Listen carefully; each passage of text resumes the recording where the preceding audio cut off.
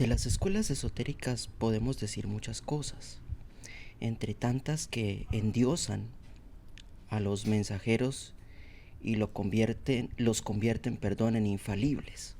Esto es algo totalmente descalificado y desvirtuado, porque si bien es cierto que un mensajero es una ficha clave para la liberación de muchos, no menos cierto es que es un medio, pero no una verdad absoluta. Es una forma de acercarnos a esa verdad, pero las escuelas esotéricas y el discipulado los endiosan. Y entonces ahí caemos en un grave problema de idolatría, de infalibilidad. Y cuando esto se suscita, las personas no se dan cuenta y con el tiempo pasan a convertir a ese maestro en un dios, en un infalible, en un venerablísimo, cuando fue un simple ser humano que trajo un mensaje, seguramente un ser liberado que tuvo sus cualidades muy especiales, no se le pueden quitar, pero que cumplió su misión, abandonó el plano material y se fue. ¿Qué quedan haciendo aquí los discípulos y las escuelas? Endiosándolo, atribuyéndole atributos que seguramente no tuvo, y si los tuvo los exageran, convirtiéndolo en Dios, en infalible, haciendo de sus enseñanzas una forma de infalibilidad, de que no tienen margen de error, que no son relativas sino absolutas. Eso es lo que hacen las escuelas esotéricas y el discipulado cuando un maestro se va. ¿A qué se dedican? A endiosarlo, a idolatrarlo y a hacer de este maestro una y mil formas de decirle a la gente: él es la verdad absoluta a seguir. Y si bien es cierto, es una verdad que ese maestro dijo muchas cosas interesantes, que seguramente son herramientas esenciales para nuestra liberación, no quiere decir con esto que vamos a caer en esa forma de idolatría, ¿no? Cuando las escuelas esotéricas y el discipulado notan la ausencia de este maestro, como ellos están en tinieblas, a oscuras, nunca despertaron, no hicieron nada para salir de esa oscuridad interior, entonces se aferran a sus enseñanzas. Hay un maestro que contó una anécdota en un libro, me voy a omitir el maestro para que tampoco pues suscite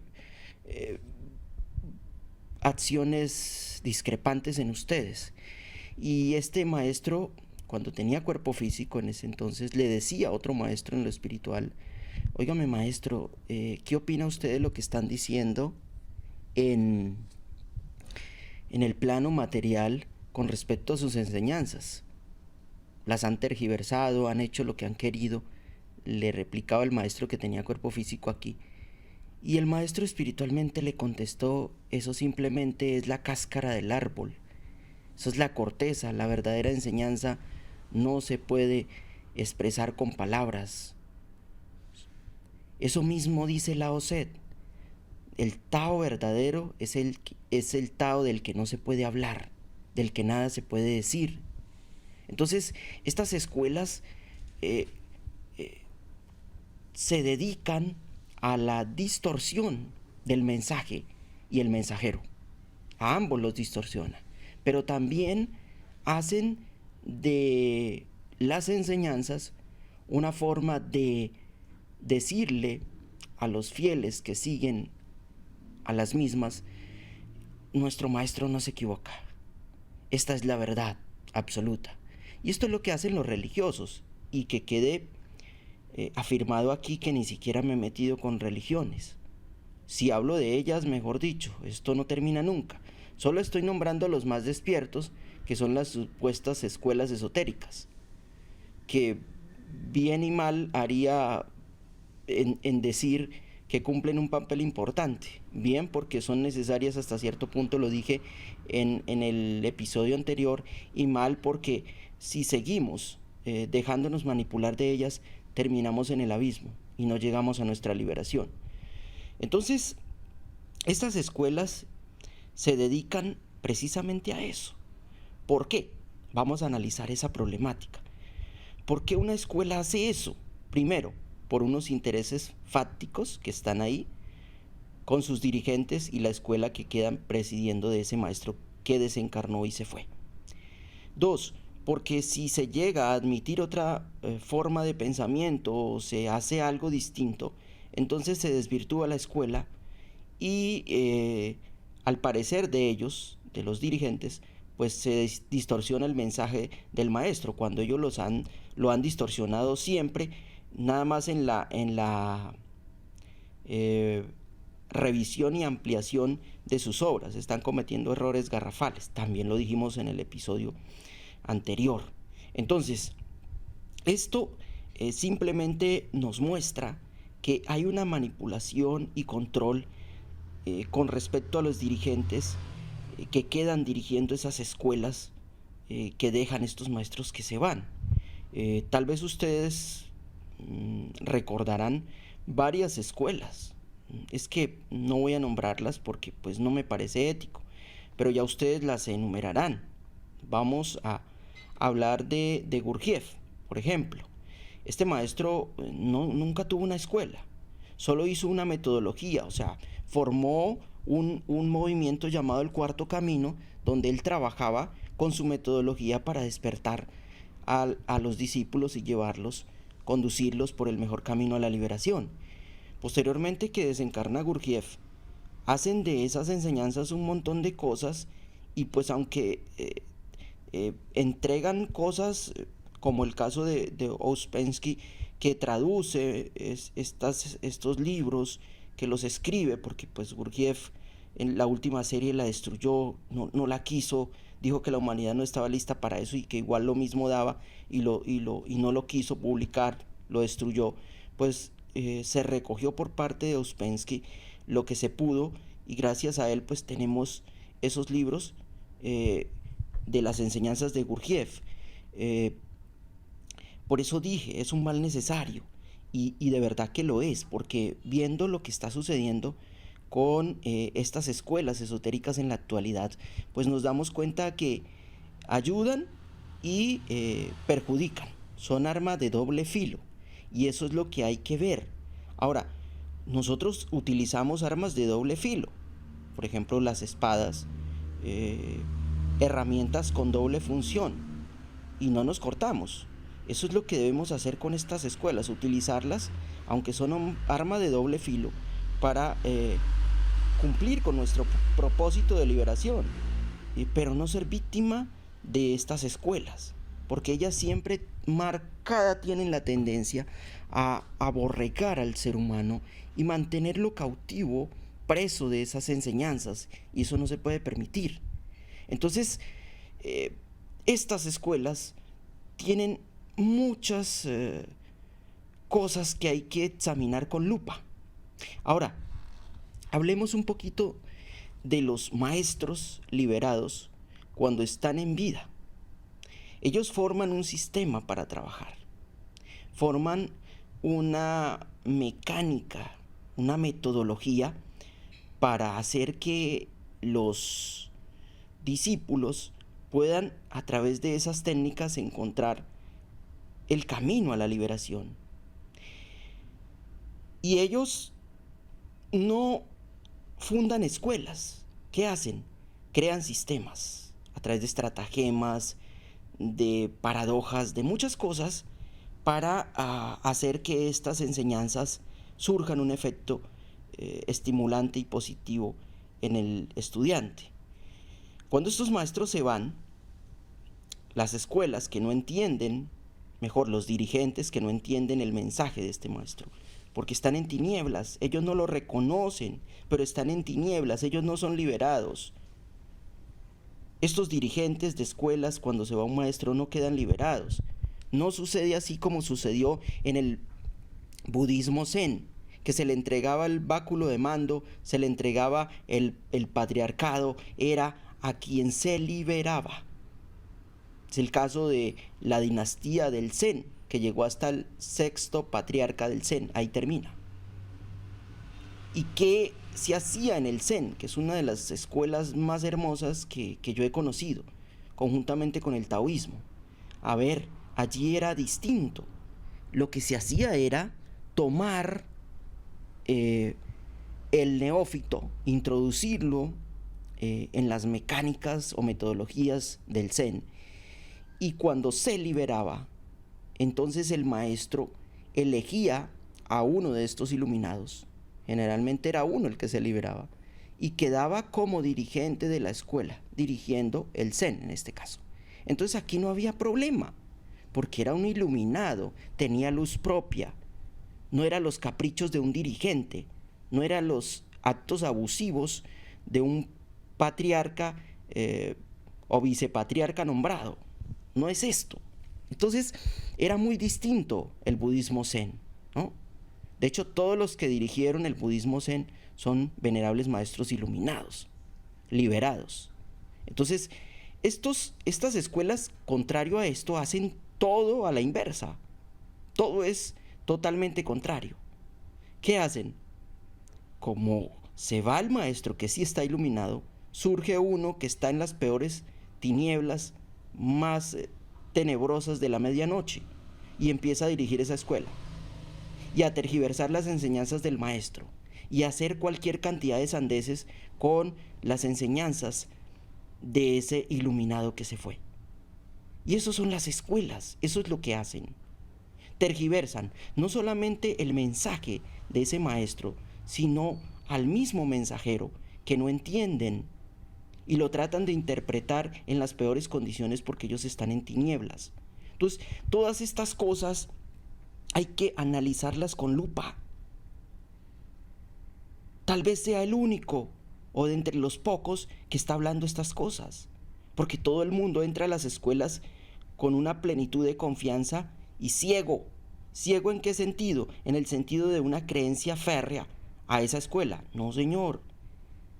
Caminen con los ojos abiertos, ingresen a esas escuelas, pero pónganles la lupa. Pónganle la lupa a esas escuelas. Porque esas escuelas tienen cosas positivas, tienen el reflejo del maestro, aunque se haya ido. Contienen ese reflejo de ese maestro que se fue, pero ya la luz que tenía ese maestro no está en esa escuela, no existe como tal. Entonces, ¿qué es un maestro? Un maestro es simplemente una luz inefable que se desprende del pleroma y encarna en el mundo de los mortales para traer o abrir una brecha hacia la liberación de nuestro espíritu, entregando técnicas, metodologías, prácticas que conlleven a ese fin. Eso hace un maestro. A él no le interesa formar escuelas. Analicemos el caso de Jesucristo.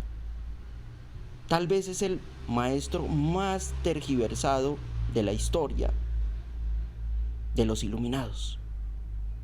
Jesucristo no tuvo una escuela, no tuvo una iglesia, jamás la tuvo.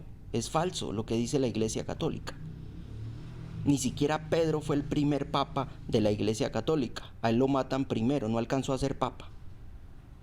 Entonces esto es una falsedad. Pero no me voy a centrar en esto. Les estoy hablando de las escuelas esotéricas y la tergiversación de las mismas. Jesús hace sus correrías doctrinarias en el monte, en los campos, a orillas del mar, en las reuniones sociales. Nunca tuvo una iglesia ni una escuela constituida. Era un espontáneo fluir. Entregaba sus enseñanzas libremente sin un formato. ¿Qué sucede después de que se va Jesús? Sus apóstoles empiezan a crear modos, sistemas, iglesias metodologías de atrapar nuevos fieles para incrementar su iglesia. Si Jesús viniera ahorita y viera esto, seguramente no sé qué diría, pero estoy seguro que no estaría contento, porque nunca formó esto. Es más, cuando estaban orando en el templo, tumbó las mesas y tumbó todo eso, porque habían unos mercaderes haciendo mercado allá, y les dijo a los doctores de la ley que habían convertido las enseñanzas de la luz en tinieblas, que no era ese el camino, y se rebeló contra el status quo, contra los doctores de la ley, contra el Sanedrín, contra esos que dirigían el judaísmo, que eran varias corrientes, celotes, entre tantas las que podamos nombrar, muchas escuelas que procesan el judaísmo. Entonces, las escuelas tienden a perpetuarse porque ellas no quieren morir, porque es el capricho de los hombres. Pero los maestros no forman escuelas, entregan metodologías, técnicas para la liberación de nuestro espíritu, formas de hallar esa liberación, pero nunca entregan nunca forman escuelas para aborregar a la gente. Entonces, esos maestros son tergiversados y sus enseñanzas malobradas. Y así es como se conforma todo esto que conocemos como escuelas esotéricas. Ahora, no podemos satanizarlas tampoco y decir, no, es que son totalmente negativas. Ya les dije, son arma de doble filo, tienen doble propósito. La seña, les decía en el episodio anterior, es que cuando una escuela ya no tiene más nada que enseñar y ya nos está repitiendo lo mismo y nos damos cuenta que ahí terminó lo que podemos aprender de ella, tenemos que abandonarla, dejarla, porque se vuelve dogmática, se vuelve capciosa, se vuelve una forma de aborregarnos y de mantenernos en un status quo. Ahí termina el aprendizaje con esa escuela. Voy a poner un ejemplo. Ustedes leen varios libros de un maestro, ¿sí? Y van a encontrar muchas cosas que no hay en otros libros. ¿Ve? Lo que un maestro tiene o habla, otro tal vez no lo hace desde esa perspectiva, ¿no? ¿Qué hace uno? Un libro le proporciona unas herramientas o unas formas de hallar técnicas para despertar, para encontrar ese camino, para entender mejor el proceso de desencadenamiento espiritual, y otros libros nos aportan otras verdades. Entonces, si yo me caso con los libros de un autor solamente, pues me pierdo de las otras enseñanzas de los otros libros que seguramente me van a abrir nuevas luces para hallar el camino con más claridad. Entonces, eso es lo que pasa con las escuelas. Es prohibido pensar, todo está escrito. Aquí tenemos todo, usted no tiene que ir a otro lugar. Forme con nosotros un matrimonio indisoluble y cásese aquí. Aquí lo casamos y de aquí no se mueva. ¿Qué profieren estas escuelas? Un pensamiento inamovible y un dogma. En eso terminan las escuelas esotéricas, cuando no están dirigidas por un iluminado, cuando no tienen luz el dirigente que las está llevando. Eso pasa con las escuelas. Ahora, ¿son necesarias? Sí. ¿Se deben utilizar para sacar provecho? Por supuesto, pero hay que ponerles la lupa y saber cuándo nos están intentando manipular para no caer en esas redes y no volvernos dogmáticos, fanáticos. Ahora, voy a hablar de los fieles en las escuelas. A ver, los feligreses deben tener en cuenta muchos aspectos. Uno, que la escuela no tiene la verdad absoluta. 2, el dirigente no está iluminado. 3, las escuelas son formas creadas, bien sea por un maestro que entregó esas técnicas y las volvieron escuelas, o por alguna deidad, pero son una forma de encontrar el camino. Los antiguos alquimistas decían, blanquea el latón, rompe tus libros y blanquea el latón y quema tus libros. O sea, ya no necesitas libros. Hay un momento cuando el discípulo se ilumina, ya no necesita libros. Sin embargo, no quiere decir con esto que hay que quemarlos o no leerlos. Conozco muchos maestros iluminados como Osho que leen libros o leían libros y a través de esos libros daban grandes enseñanzas, ¿no? Entonces, llegar a un punto de inflexibilidad no es el objetivo.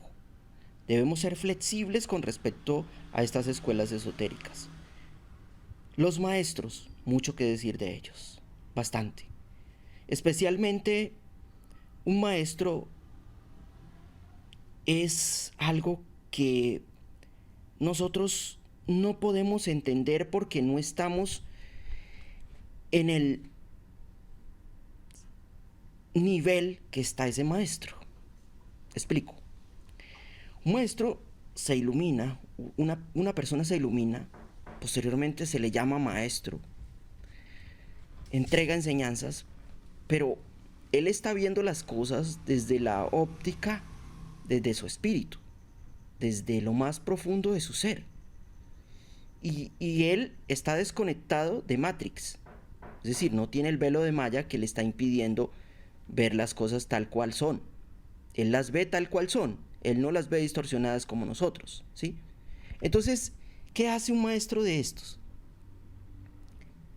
Diseña metodologías, formas que permitan hallar esa verdad que reposa en el interior del ser humano. Un maestro no busca otra cosa más que despertar la luz que hay en ti. No quiere más nada un maestro, solamente eso. Que te liberes. Es lo que busca todo maestro. Y por lo que se esfuerzan.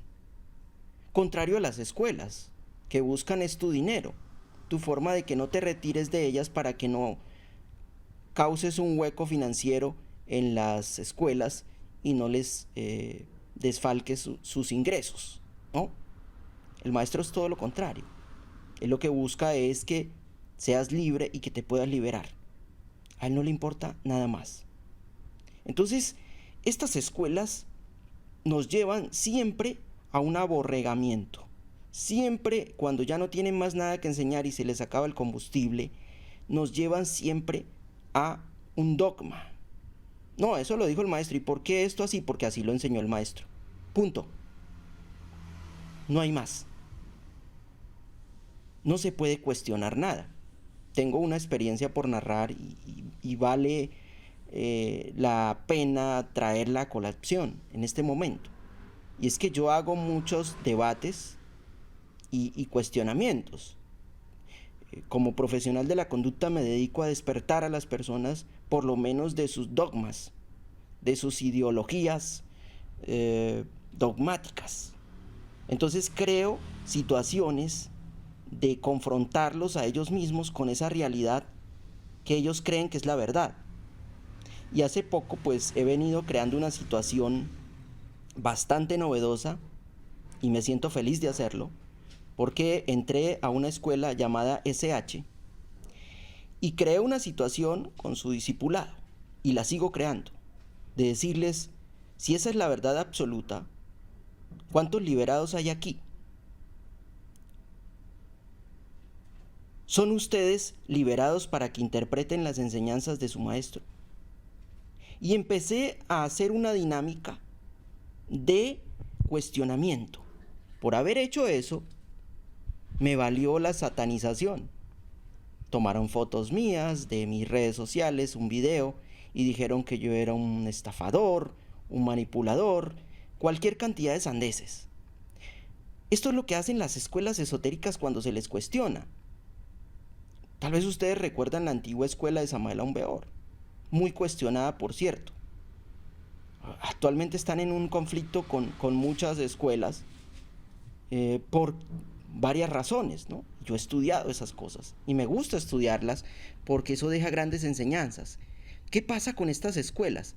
Cuando hay una persona que cuestiona, como lo hizo Jesucristo en su momento, que cuestionaba a las personas y les enseñaba otros puntos de vista, entonces, como dijo Federico Nietzsche, no comprenden al superhombre y lo matan, ¿no?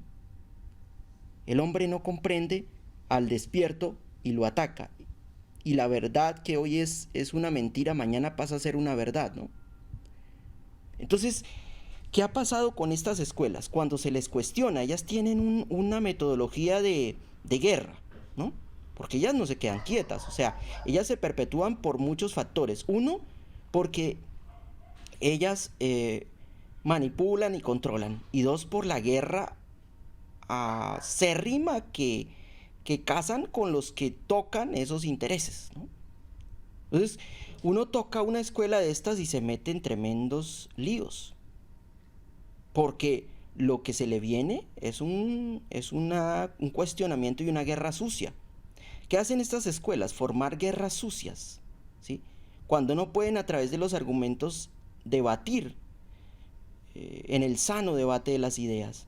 Entonces hacen confrontación personal, que eso es distinto. Entonces te difaman, te inventan calumnias, te difaman y caes en esto. No, pues no, uno no se puede detener por una difamación. ¿Cómo sabemos que vamos bien? Cuando los perros están ladrando, dijo el Quijote, ¿no? ¿Cuándo sabemos que vamos avanzando? Cuando los perros ladran. Deja que los perros ladren, no pasa nada. Seguimos avanzando. Y estos cuestionamientos que les he hecho a esa escuela que ya nombré, les ha caído como pedrada en ojo tuerto, o en ojo bueno mejor, porque no han podido rebatir los argumentos, y ni podrán. Y aún peor, son sinarquía o estado profundo disfrazados en esa escuela. Voy a comentar un caso muy aparte de esta escuela que les vengo hablando. Y es que no quería nombrar escuelas, pero se hace imposible. A ver, cuando la teosofía apareció, Petronila Blavatsky, floreció esa gran conglomeración de personas en la teosofía.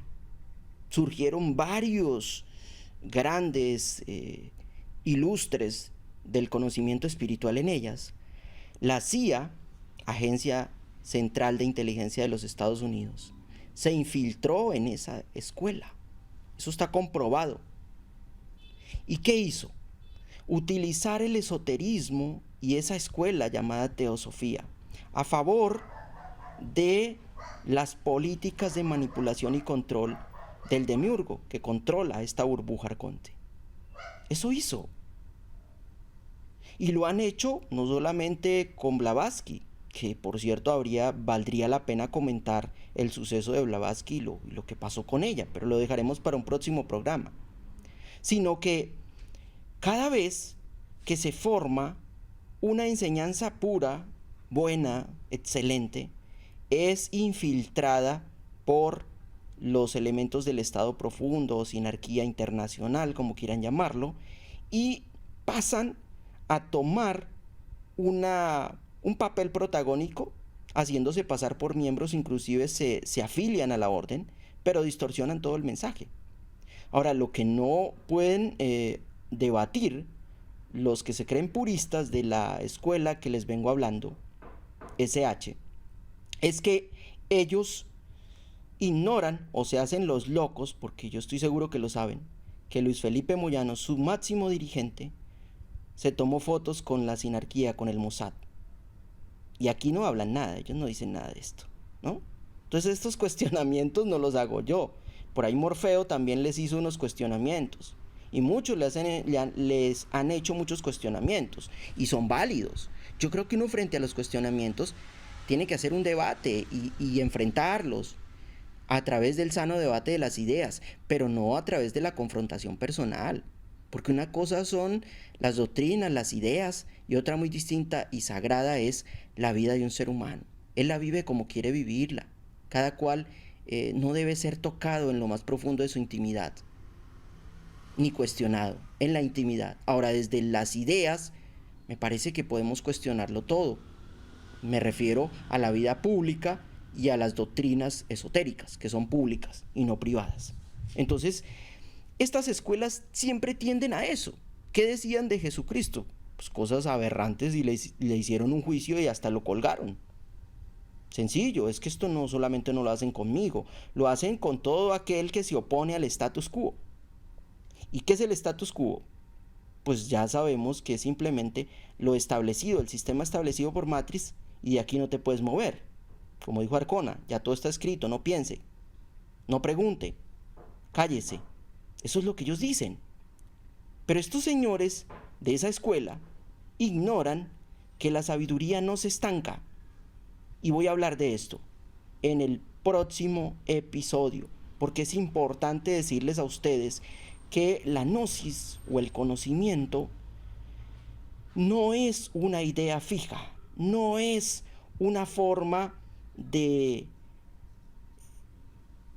hacer materializar algo y perpetuarlo a lo largo de los siglos como una idea fija o como una doctrina fija. No, va mutando, va cambiando, se va adaptando a nuevas situaciones y su metodología también varía. Entonces de esto vamos a hablar en el próximo episodio.